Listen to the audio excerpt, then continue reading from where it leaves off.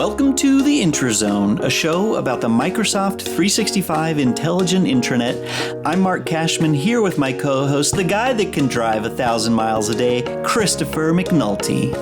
Well, thanks, Mark. It is great to be back, although from our audience perspective, it seems like I never left. It is great to be here to be able to talk about Project Cortex today, which will be the subject of today's Intrazone podcast. Just a quick explanation about what Mark is kidding me about. Yes, I last month did drive to and from the East Coast. It was a glorious chance to see sections of the country that are usually glimpsed through an airplane window. And since we're not really flying these days, just really wonderful to be able to take my kids to see things like Niagara Falls and Devil's Tower and Yellowstone and the Chicago River and all the architecture. It was just fantastic. It added to my knowledge of the country, and we're here to add to your knowledge of Cortex today. Chris, I was pretty sure, not only adding to the layers of Cortex as you infer, I was sure that you were going to start a new radio show called Cortex Coast to Coast. I was waiting for it. I wanted to tune in. But for today, we'll have an episode that's kind of like maybe this is your pilot episode of your Coast to Coast with Cortex. There you have it. We're going to cover Cortex in depth because goodness knows there just isn't a lot of sports that I can pepper into the broadcast. This is a one-of-a-kind year, as I think everyone knows. So today we're going to be joined here in just a couple seconds by Sean Squires and CJ Tan, senior program managers for Project Cortex engineering, and folks that I work with closely as part of my role overseeing our product marketing for Cortex. Maybe I should move over to the guest chair instead of the host chair today. Yeah, I think it's a great idea. I'd love to ask some questions before we get started with CJ and Sean. And, I know just to set a little context, or should I say Cortex, is really, where are we? We know we've announced a lot. You've shared a lot through a number of different channels along the way, so people are up to speed with progress that Naomi, Moneypenny, and team are making, and the folks that we're talking to today reporting under her, and that connection to search, the connection to enterprise content management, the connection to AI, and there's all this plumbing that I think we've explained fairly well, and we'll hear more today. Let's step back and think about things that you've published recently. I know that you provided an update, and I want to pick it apart a little bit for our audience. You focused a lot on just office hours, being open and talking. There's a new engagement model, white papers, videos. Can you walk us through maybe a couple of the highlights of how people can stay engaged right now with Cortex? Absolutely. So let me just take it back one step. We have a centralized clearinghouse on the web at aka.ms/Project Cortex.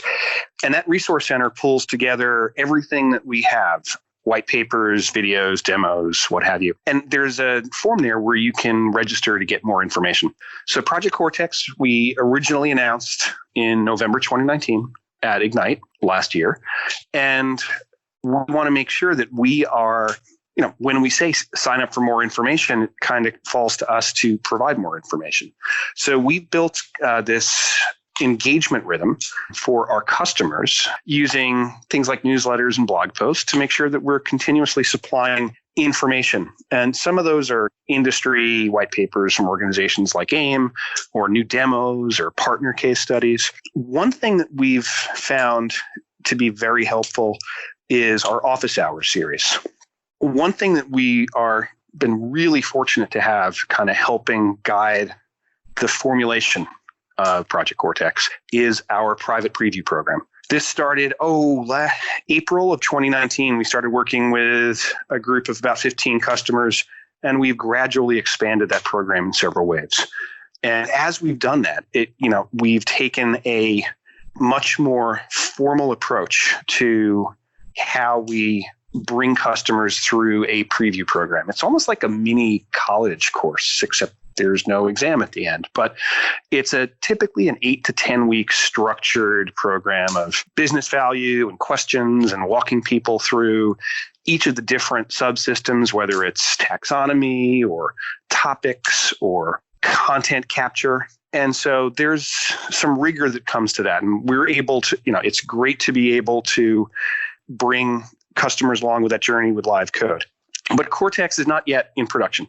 It will go to general availability later this year.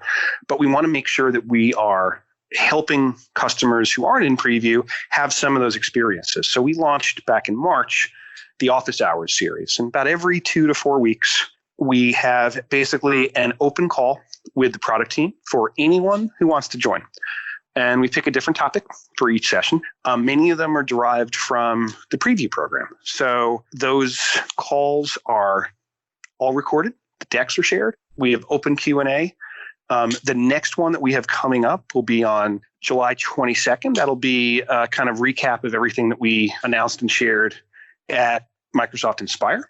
When you sign up on the Resource Center, that's one of the things that we make sure that we are promoting so that you know that these engagements are coming up. It's a chance for you to see the product in action, learn, ask questions, and help get ready for Cortex coming out later this year. My last question before we move to talk to CJ and Sean, you mentioned that there was a white paper created and distributed through the AIM Corporation. You also mentioned that you're meeting with a lot of customers from a private preview perspective. This question sort of melds the two. If the outcome of that white paper, and the title, just to help our audience, is titled Strategies to Conquer Information Chaos with Intelligent Capture Assisted by AI. If you think about the white paper outcomes, was that validated in that our customers are thinking the same? If the information management industry watch broader category is seeing it that way, and the outcomes that are in that white paper, is that validated with your customer conversations? Yeah, it really is. I mean, when I think of some of the customers that we've been working with through the program, customers like Unilever, Arla Foods, Mott McDonald, there's about 78 companies that are in preview. It's a real, I hate to say it, garbage in, garbage out, like treating the cloud as just a dumping ground for content. It solves a storage problem, but it also creates a hoarding problem.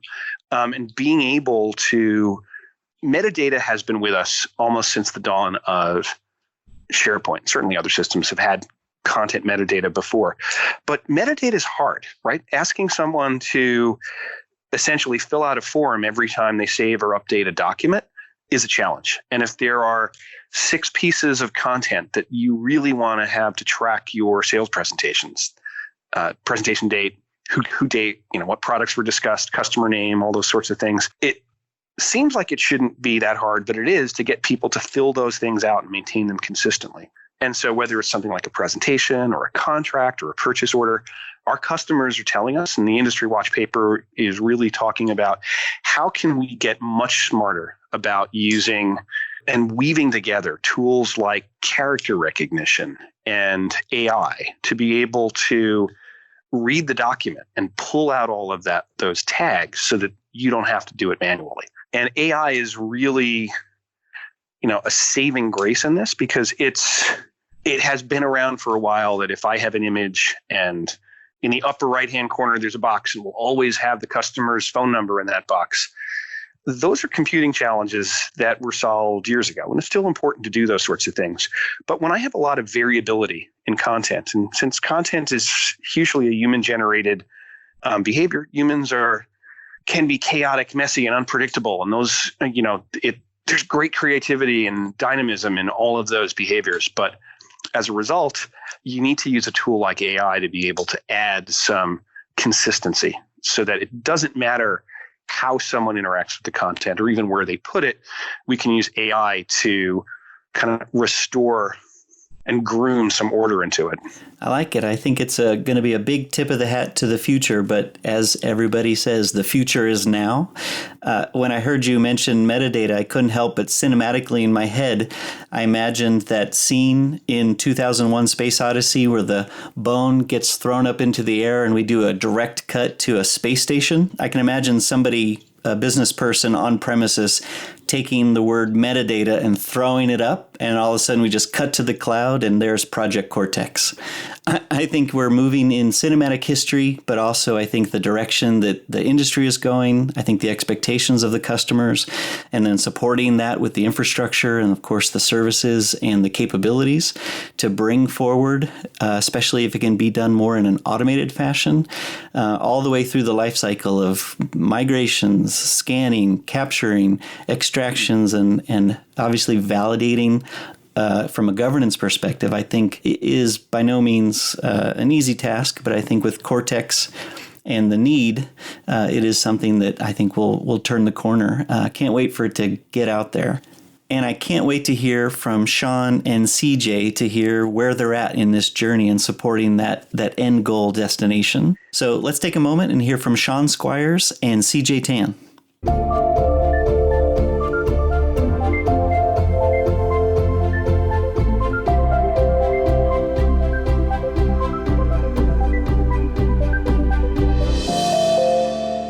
Next on the Intrazone, Mark and I are sitting down with CJ Tan and Sean Squires from the Project Cortex engineering team.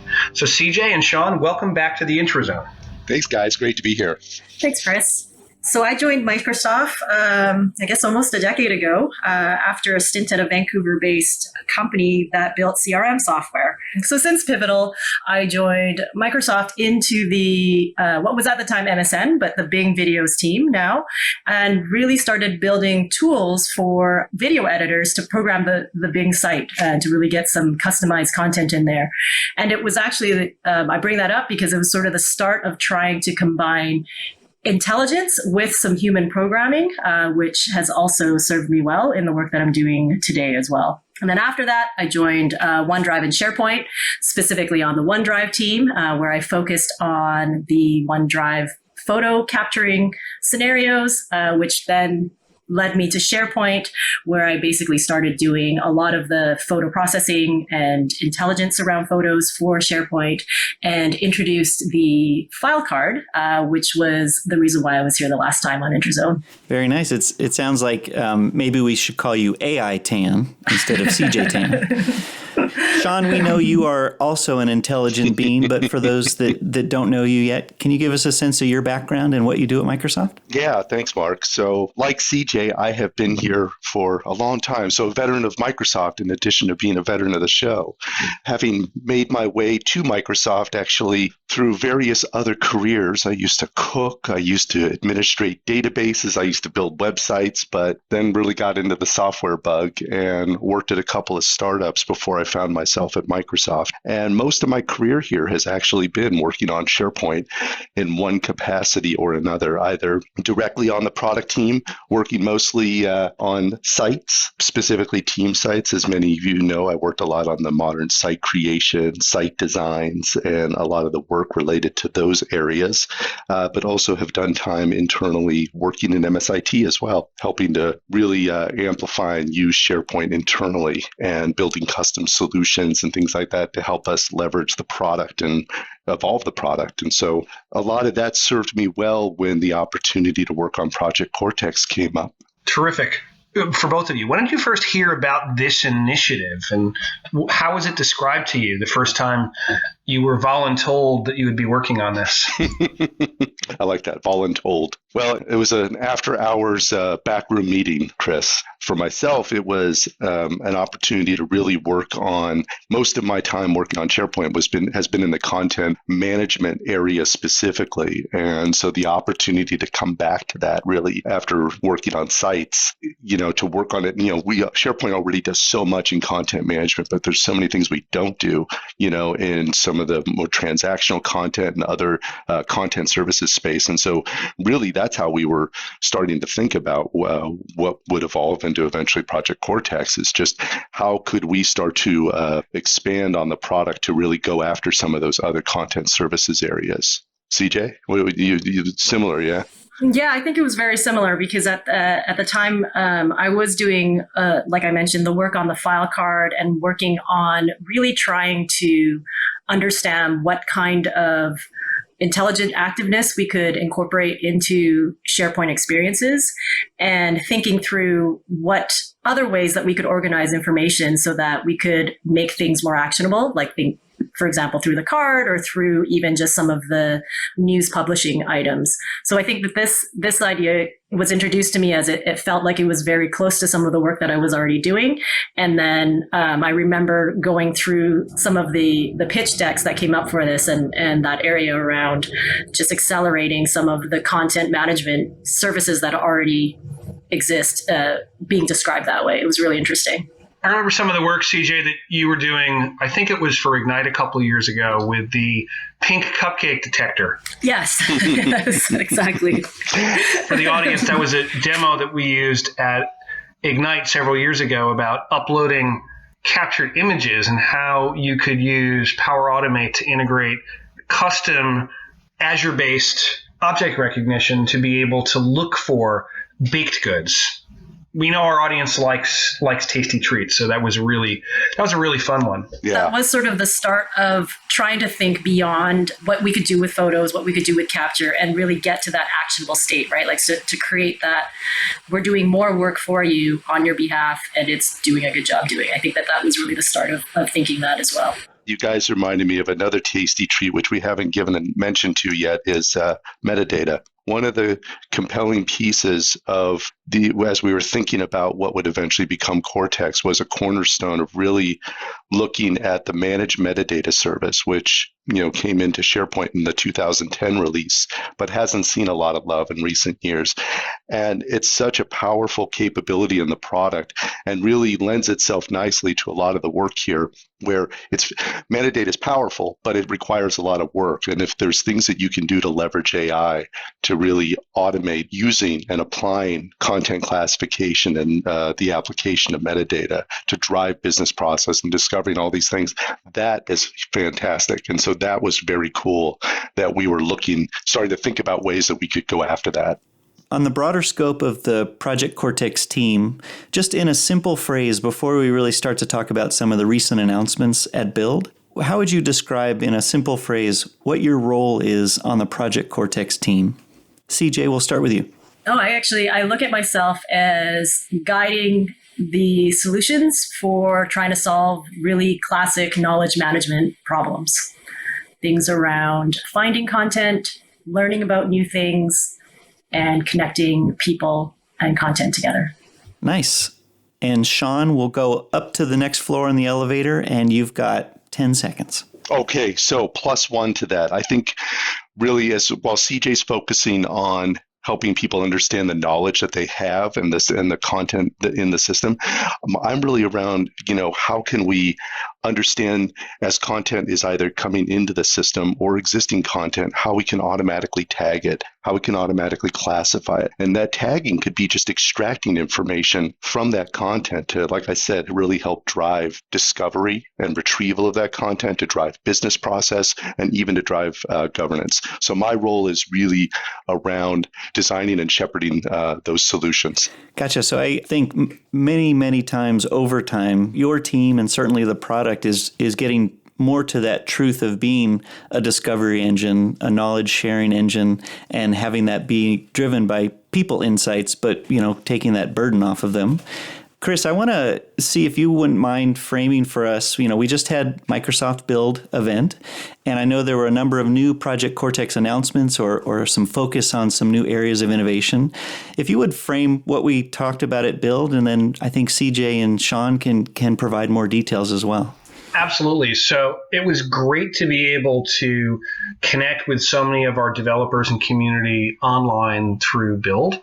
It was fun to be able to do it virtually, because that's something we haven't really done before. Our big announcements there, we wanted to talk mostly about the kinds of developer experiences that you're going to be able to do with Project Cortex. So we shared some guidance in particular about how you're going to be able to work with taxonomy services, with tags and with content types through Microsoft Graph. So we provided some updates as to what are the code samples that people can start to evaluate to see how they want to integrate other things with the classification services that we have as part of Cortex. And we also introduced the idea of being able to use Azure-based language understanding models, which are a common engine that we have with looking at unstructured documents, how you'll be able to use those Azure tools to be able to integrate and import those into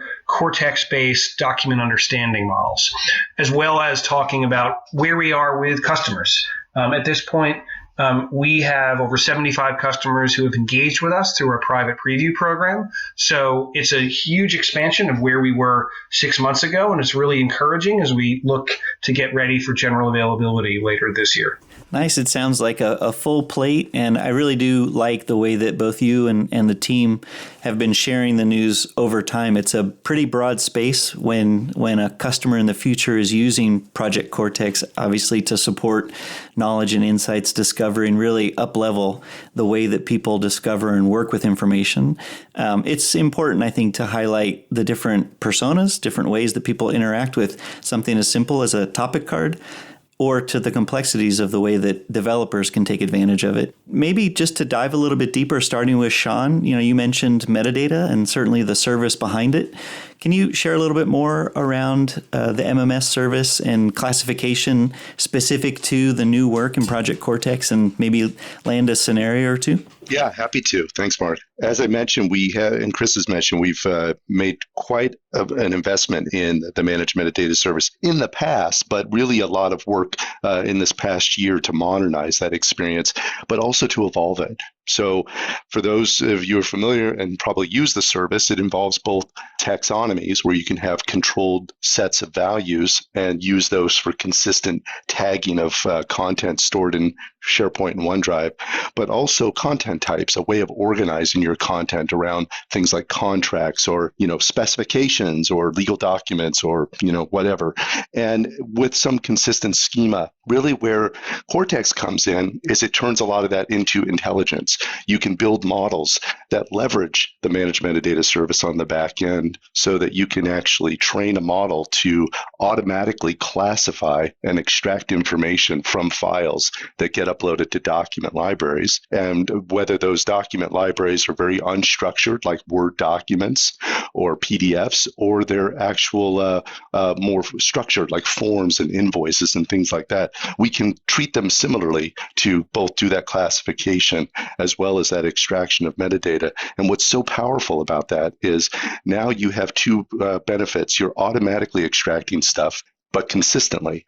And then once you do that, you can start to apply the full power of the product and the platform to really build Power Automate flows to drive business process, or leverage search to get consistent indexing of those contents so that they can be easily retrieved. And even apply things like retention labels and other types of compliance policies to ensure that the right policy or the right sensitivity label is being applied to the documents, all automatically.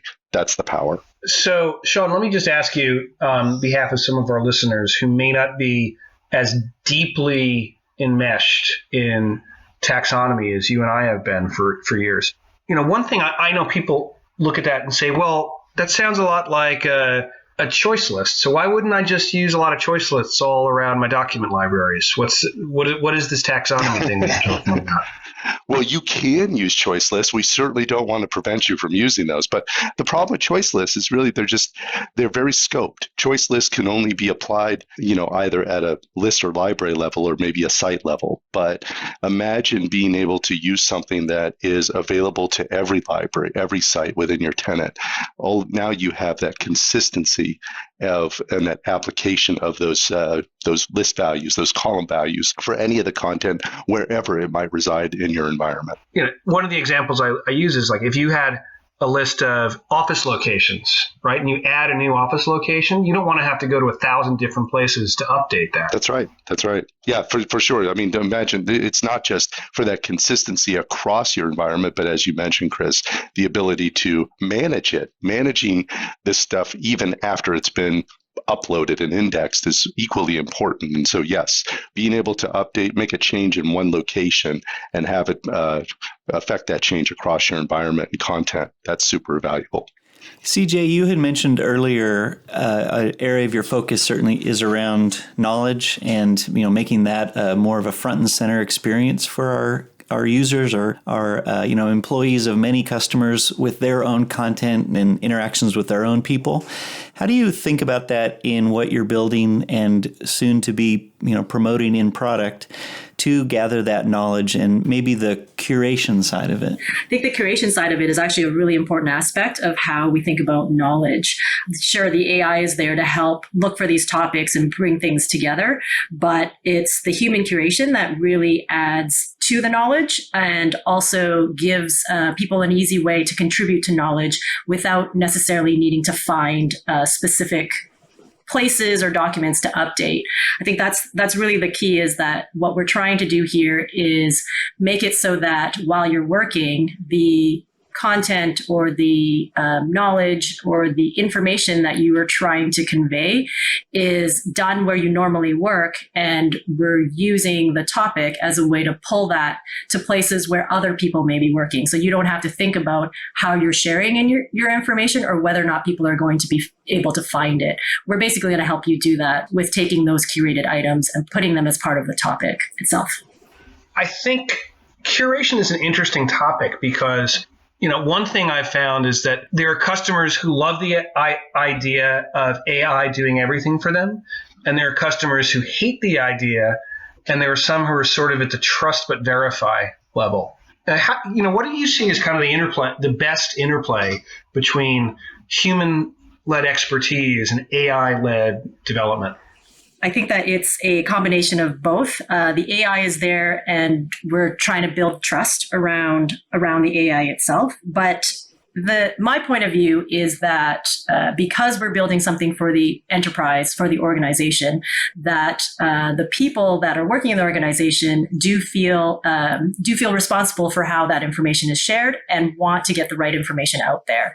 So for me, having this combination of keeping everybody responsible for their knowledge and having them contribute to the information on that topic, so on that page, actually helps remove any bottlenecks that preventing them from contributing to that would end up happening. So if we take as an example a situation where across an organization there could be thousands of topics, and each of those has specific people that know about them, subject matter experts. We should give them the responsibility or give them the power to curate that topic and that information, as opposed to trying to have a choke point where all that does is delay the information from getting to the people that could benefit from it. I think what I learned from talking to a lot of our customers when we were first building this out, that when we introduce a system like the knowledge management capabilities that we have, there's actually going to be two poles where people will gravitate to. I think there's the one pole where it's brand new, there's very little trust, as you say, and so there's a really hard need and a desire to govern with a lowercase g anything that's coming through at the AI. Everything needs to be approved. And then there's organizations that we talk to which actually started in that place and realized that in order for the system to be successful, they actually needed that flywheel of continuous contribution and continuous learning for the AI in order for the system to get better. So then they started to move towards the side of the spectrum that was more crowdsourced and more about getting feedback from the people that know about that knowledge, as opposed to bottlenecking it between them. I think from our first version that we're putting out, what we've done is to really give people the dials to do both for their organization, so that those that are ready to really have the responsibility beyond the subject matter experts have that be very open, but also provide some dials so that you can put in some checks and balances or approvals in order before the AI is really at a place where the customer really trusts it. So I think there's a balance between both. And when people start out, you'll pick either side, but what we've tried to do is I think I want to move you towards that more open system, but the dials are in place so that we can do that in a controlled manner. Yeah, I want to amplify that because I think that CJ's comments really resonate with the content understanding capabilities we're building for Cortex as well. Let's be clear, we're really still putting the human at the center of all of this. So the AI is there to, facilitate, to initiate, to get people going, to gain productivity savings. But we want to make sure whether it's dials in the knowledge and the level of curation, or whether it's, hey, I'm going to trust this model that I'm publishing to classify and extract information from my content, but I still want to verify it. So one of the other things we've made sure, even in the content understanding space, is, those models, you're going to get productivity savings from them, but we also want to make sure that we're giving you performance and activity monitoring so that you can pay attention to it and say, oh, wow, my model is drifting. I need to go do some work on it, or I need to correct the model, and give you the option to adjust it. So that way the human is still always in control, but really they can get the benefit of what the AI can provide in terms of just this automation or productivity savings. Right. I think there's a flip side to it. Like, we've been talking to some customers, AI sometimes finds things for people in a way that they didn't know was out there, in a way that delights them. But it also sometimes finds things and people say, no, that's just, nope, that's just not a topic. That's not a value. You got it wrong. Skynet is not my master yet. And we're very happy to be able to correct these machines. I've been listening to the three of you, and in not just your voice intonation, but a lot of what you're saying refers to how you're working with customers throughout this preview process, and certainly refining based on what it is that they're telling you and highlighting certain things that you're building so that you're getting that good feedback. When you think about maybe the last few months, as you've gotten more for them to be able to actually try and implement in an early phase, are there any customer scenarios that have surprised you? We built it for X, but Y and Z are popping up in a good way. I think one of the things that has been surprising is the feedback that we've gotten on how we talk to customers and how we get them to contribute. I think as many have seen, the topic pages are built on the SharePoint publishing platform. And part of that was for the familiarity with the web parts, with that framework as well.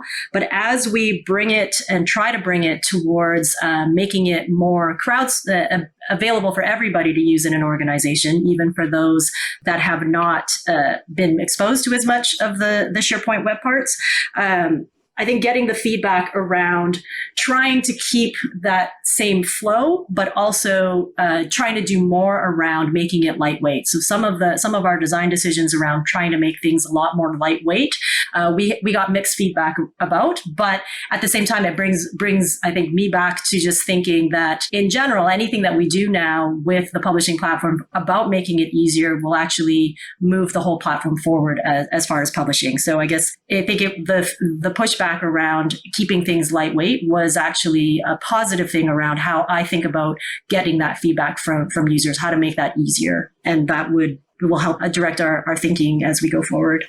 I like the idea of that feeding back into the product, because you are introducing something that has at its nature or its core complexity, where there is a significant amount of new technology on the back end that will influence what people see, and it still should be easy to both consume and contribute. And if that pays off with making pages easier to build everywhere, not just for Cortex, that's wonderful. Sean, anything same or different as far as different scenarios or things you tested that maybe the learnings from it were a little bit different than what you went in with?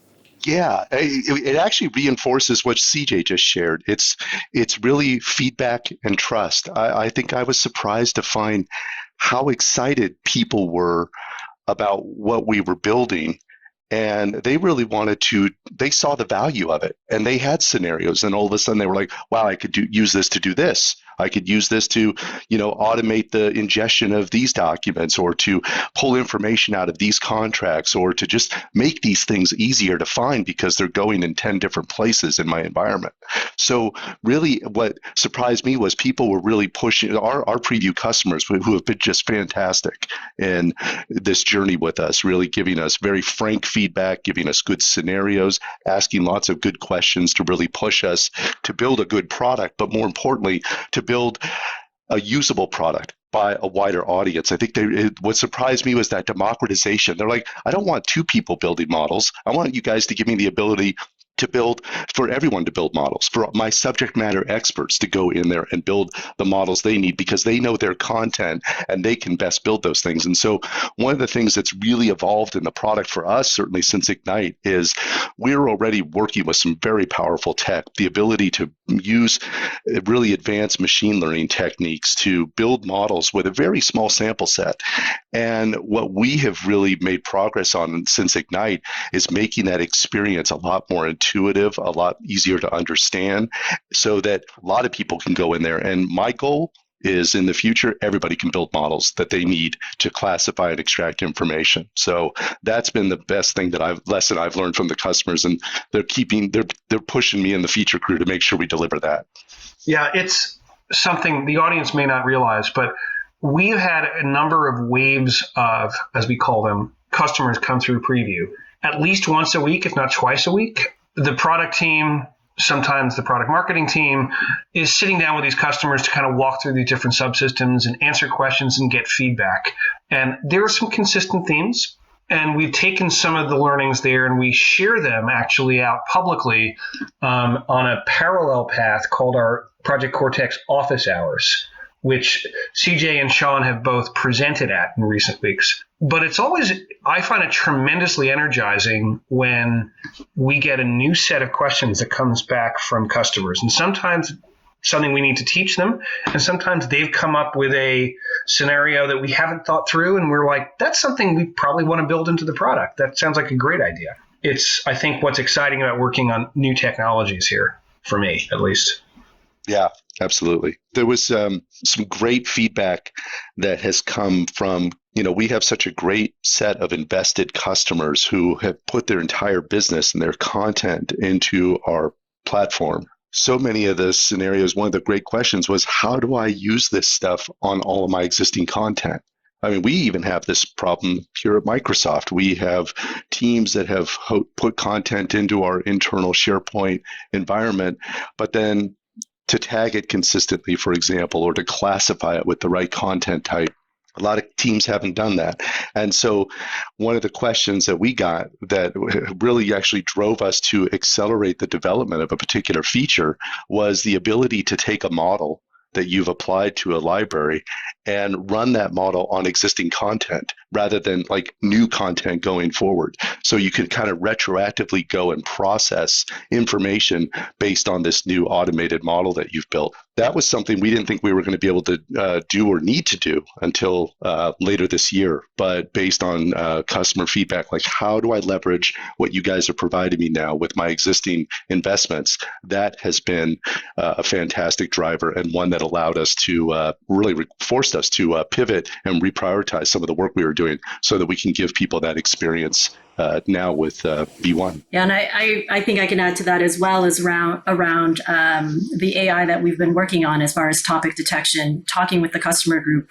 I think a few of the scenarios that came out around just the types of topics that people were expecting to be discovered, or not really expecting, but that they had in the data set that they gave us, that actually gives us insight into where we should invest next, what types of technologies we should do to find more specific types of topics for an organization.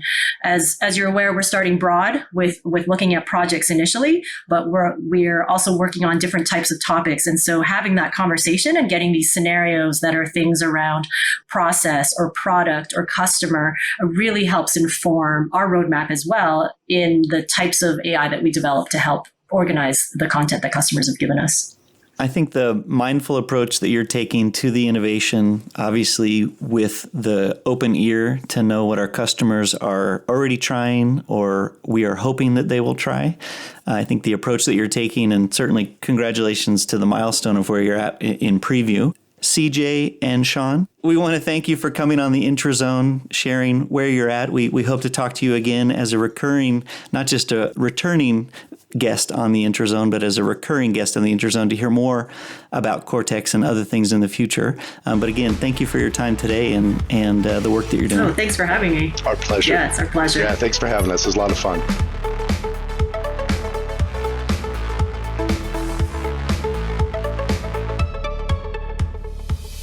Up next on the Intrazone, frequently asked questions. Our panelists, Mark and I, answer questions that have come in from you or that we have heard out there in the community. Let's get started with CJ. CJ, what's a question you've been hearing lately that you'd like to answer for our audience? Yeah, I think one of the most common questions I get is really around who can see these AI-minded topics, especially since it's just because of the concern of whether or not any information is going to be exposed that shouldn't be. And so my answer to that is that the topics that we mine are shown to users based on the files and pages, the permissions on the files and pages from which that topic came from. So you can think of this a little bit like what we do with search. When you search for a keyword, you see specific files and pages, and you won't see anything that you don't have permissions to. In that same way, within those files and pages, if a topic was extracted from that, you'd be able to see that topic. And so from an AI mind perspective, it means that anybody that knows about the topic already will be able to see this organization. And what this allows us to do is basically protect that content until you're ready to share it broadly. Great. I think it's always great to follow the same patterns. I think we promote really when you talk about the Microsoft Graph and intelligent experiences throughout Microsoft 365. And at this layer, I certainly think it's as important and certainly just as important to be mindful of the fact of what customer expectations are. Sean, what is your most frequently asked question? The one that I get asked a lot, certainly from our preview customers and when we talk even with internal teams that were showing what the capabilities of Project Cortex are, they want to understand what the association is between these models, these AI apps that we're giving them the ability to build with the managed metadata service. So what I want to help people understand is when you're building a model to classify content, we're actually reusing some existing concepts that most people are familiar with and maybe have even invested in, content types. And when you're building, fields or models, if you will, to extract information from documents, whether they're form processing documents that were built with an AI builder model or one that was even built with a language understanding model in our content center, those are site columns. And those will eventually even be able to map to one's taxonomy as well as other column data types. So I think the important thing I want to emphasize is that when we provide the ability for people to build these AI apps, these models to classify and extract information, we're leveraging a lot of existing infrastructure in the product and really just boosting it, making it more intelligent. Internally, the team, we've actually been calling a lot of this stuff intelligent content types. And that's really something I think is helpful for people to understand. And once they do, it helps them understand how they can apply this stuff a lot better. Mark, I would love to get a sense from you this week. What's a question you've been hearing lately, and how have you been answering it? The question that I've been getting the most recently, both publicly and internally by a lot of our peers, is when is lists coming? What's the list GA date? And I don't have an exact date that I can share publicly, but I can tell you by the next episode or two of the Intrazone, we will begin rolling out lists. So we've got a time and a date where we're going to make some announcements. That should be very soon for everyone. And to be clear, there are three big components of lists. Of course, there are multiple smaller features as well. But we will start out with the lists GA rollout with the new lists home experience that brings along with it the 8 new ready-made templates. So that'll start to release first out into our targeted release customers and then through production. And to be real clear, because we get it on the show all the time, that does include our government clouds as a part of that phased rollout. It's really exciting. We validated that with the team and are making sure to update the public roadmap with all that information. Second is really the focus of the new lists experience in Microsoft Teams. We call it the Lists app in Teams. And that also brings along a couple of unique templates in addition to the ones that we'll start to launch initially. And that will be a fast follow within a few weeks. And then because it's a big component of our story, we also want to highlight the Lists mobile app. We've been pretty clear to date that it won't be available till the end of the year, but that we're on track, at least to mention that in terms of starting this list rollout.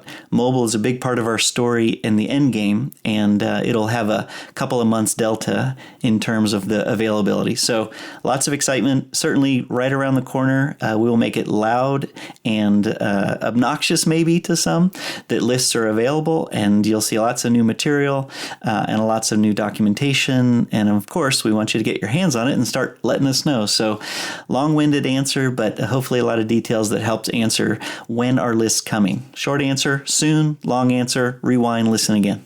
Chris, I'm betting as you've been out on the road, hopefully you've gotten a question maybe you've never gotten that's really top of mind and very interesting, or whatever it might be. What's your most frequently asked question recently? Well, I will kind of borrow a page from your book there, Mark. The most frequently asked question that I get is related. When and how is Project Cortex coming? There's only so much I can say, because when we do make the official announcement, we want it to have a big splash. But Project Cortex is on its way right now, and will reach general availability later on this year. We are in the midst of rolling Cortex into production for our preview customers, and should be relatively soon after we finish the production rollout for preview, that we can announce a GA date for our broad range of customers. Project Cortex will be a premium offering, so it will require additional licensing, and we will have more to say about that at the announcement time. You know, before we move off FAQs to talk about events, I think the summary of something that I at least get a little bit more comfort on is the code is real for Cortex and lists. You and I have been using it internally. You have a preview program. Lists has a few preview customers that are using it. The experience has been refined. One of the things I'm excited that I know nobody's seen publicly is now Lists has a new icon that we'll reveal soon. That's real. That's in our tenant. It's clickable, takes you to Lists Home. And all of the value that's really underpinned, that's been there for years for both of these technologies, is a lot of what's getting up-leveled. Lists have been in SharePoint Lists, and we're updating that to make it more broadly available. Cortex is building off of so much of the work from the enterprise content management side of SharePoint, and then taking the best from Azure and a lot of new components that you and the team are working on. So the what's coming, part of it is like that earlier statement, the future is now, the technology is here. And what's to come is a real unveiling of a making of a better experience, greater capabilities, broader access, and of course, a lot of new things that people will enjoy for the first time. But, you know, the dates and the release and whatnot, we're very excited to get started, but truly can't wait for people to start to use and adopt and let us know what they like and how we can grow it better over time. Internally, you know, we've been big users of Lists at Microsoft for a long time. And even with that history of experience, everything that, Mark, that you and the team are rolling in on Lists is really exciting to see. And, you know, we get to start playing with some of those things earlier than everyone else, and really think that our audience is going to be delighted when this gets in your hands. So don't press the fast forward button. Next, we're going to share our favorite upcoming virtual events.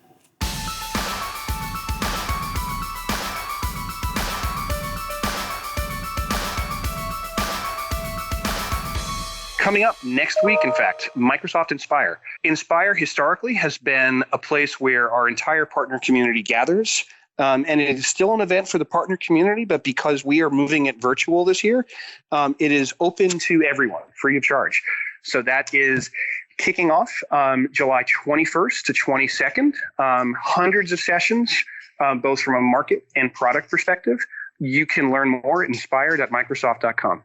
And next up, we want to talk about GlobalCon 3. That's right, there was a GlobalCon 1, a GlobalCon 2, and just recently announced GlobalCon 3 is coming. Our community friends, Mark Jones and Helen Jones and team, are getting set to do it again. They got a lot of great ideas. We'll be involved.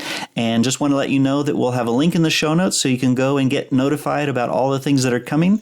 And the date that they've announced is September 8th, and that'll be a multi-day event, GlobalCon 3. And also coming up later this year will be Microsoft Ignite. We are in planning on Ignite as we speak. The exact dates we're not ready to announce yet, but it will be big, it will be virtual, and it will be here sooner than any of us are ready for it. So, Mark knows, I know, you're going to need to trust us. There is an astonishing amount of news and announcements coming from across Azure, across M365 and beyond. Bring your popcorn. Lots to learn about at Ignite later this year. Yeah, and similar to the Build event earlier in the year, there really is a focus of making it a really great event that you can tap into virtually, where there will be live components, there'll be on-demand components, there'll be a way to have a one-to-few chat so that you can ask questions and have what you would have seen as a 10 to 15 person huddle at a conference. They're really trying to optimize so that it's a wonderful experience. Of course, there's a breadth of content, lots of great speakers, and just a lot more to continue in making these events as best as possible, ones that you want to attend, especially when you're at home. Great to see, as we've gone through events like Build and such, hosting our own virtual events, seeing some of those, talking to folks in the Teams organization, seeing all of the learnings that we get from using our own technology starting to show up in the product to make it easier for not just Microsoft, but for our customers to be able to take advantage of that kind of digital connectedness in the way that we used to only be able to deliver it live. It's really exciting to see that come forward in the product. Couldn't agree more. From an events perspective, there's a lot more that we see that are being planned for September and beyond, first-party and third-party events, and we'll save that for future episodes to talk more about them. So once again, thanks for interrupting your summer camp to join us for another episode of the IntraZone. We talked about an awful lot of things around Project Cortex. We will put links to all of those things in the show notes. And of course, a very special thanks to our colleagues, CJ and Sean, for joining us today. You can check out our show page at aka.ms/theinterzone and our corresponding blog post that covers a lot of the links and a little bit more detail about who Sean and CJ are. And if you're curious about other people at Microsoft, and especially other Microsoft shows like Modern Workplace and more, visit us at aka.ms/Microsoft/podcasts and discover a new show today. You can email us at theinterzone@microsoft.com or on Twitter @SharePoint, @mcashman, and @cmcnulty2000. If you enjoy this show, help us help more people. Share that SharePoint love and subscribe anywhere in the great state of Wyoming along Interstate 90 or wherever you happen to get your podcasts, because that's the last place I downloaded a new podcast.